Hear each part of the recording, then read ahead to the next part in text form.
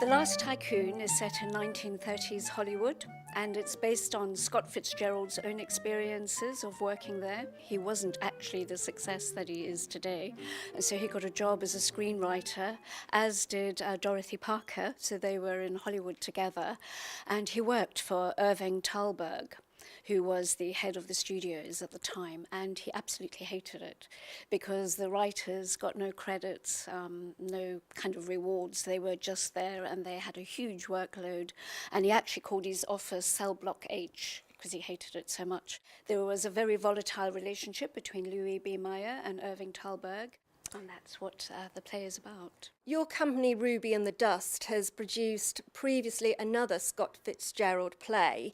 Why him? What appeals to you about him?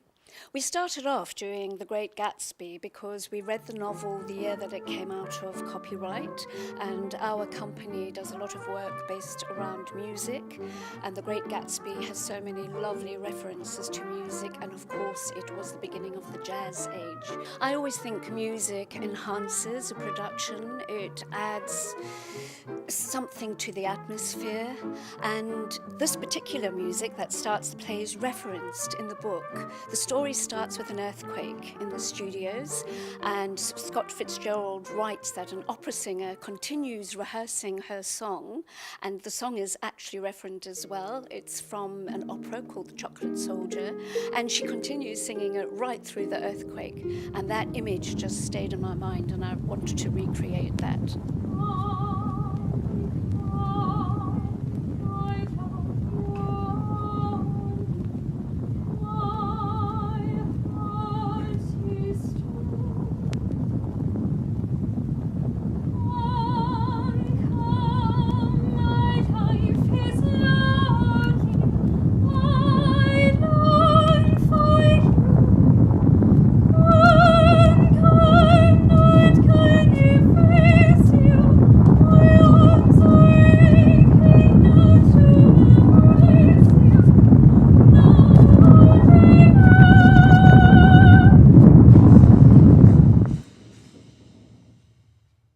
Finally brought under control.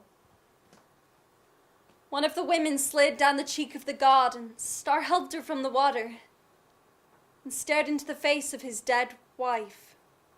The Last Tycoon is actually seen through the eyes of the daughter of Pat Brady, who is the Louie B Meyer character. She is a young 18-year-old teenager who goes to Hollywood in her school holidays and has a huge crush on Monroe Starr, the hero of the piece.